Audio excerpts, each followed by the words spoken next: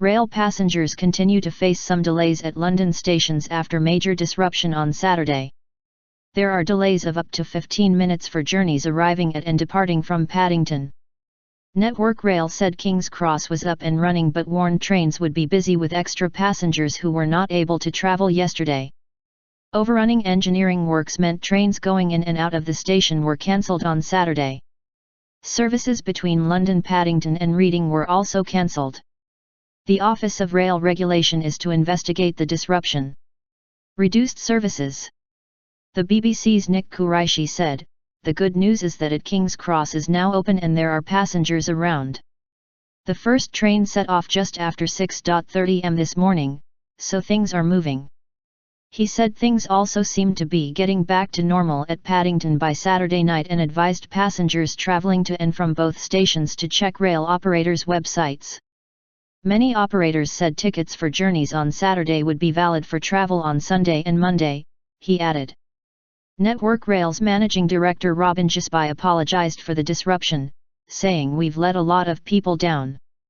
He defended the decisions that shut down King's Cross on Saturday and caused long queues at nearby Finsbury Park station, which passengers were advised to use instead. He said engineers had worked tirelessly to complete the track replacement work. Transport Secretary Patrick McLaughlin said he would ask the company how they could learn lessons. King's Cross station reopened early on Sunday but train operators warned the engineering works would continue to disrupt some services. East Coast Trains said it expected to run an amended timetable in and out of King's Cross, but said services would be extremely busy.